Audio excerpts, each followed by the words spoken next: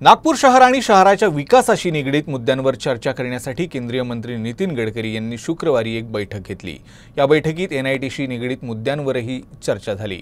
एनआयटीकडून महापालिकेकडे हस्तांतरित होणारे लेआउट्स आणि या कामाला विलंब होत असल्याबद्दल गडकरींनी महत्त्वाच्या सूचना केल्याची माहिती आमदार आणि एनआयटीचे विश्वस्त कृष्णा खोपडे यांनी दिली। गडकरी साहेबांच्या आज जी बैठक झाली आणि त्यामध्ये हे 407 लेआउट एनआयटीने बोर्ड मीटिंगमध्ये ठराव पास करावा आणि त्याला लागणारा एक मुस्त 500 कोटी रुपये हे शासनाकडून महानगरपालिकेला द्यावं अशा प्रकारचा निर्णय झाला आणि येणाऱ्या काळच्या बोर्ड मीटिंगमध्ये हा निर्णय होईल। तो तसा प्रस्ताव आपण शासनाला त्या ठिकाणी पाठवणार आहोत। गुंठेवारी अंतर्गत 300हून अधिक लेआउट नियमित करायचे आहेत, मात्र सिटी सर्व्हेमध्ये मनुष्यबळाच्या कमतरतेमुळे या कामाला विलंब होतोय। या कामासाठी सिटी सर्व्हेच्या 2 अधिकाऱ्यांची एनआयटीमध्ये विशेषतः नियुक्ती केली जाईल अशी माहिती या बैठकीत जिल्हाधिकाऱ्यांनी दिल्याचंही खोपडेंनी सांगितलं।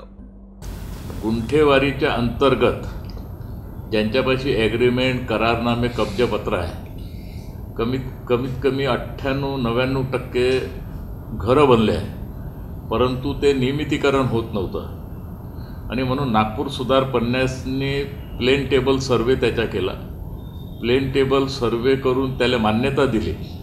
आमचं म्हणणं असं होतं का प्लेन टेबल सर्वे झाल्यावर आपण सगळ्याला डिमांड द्या।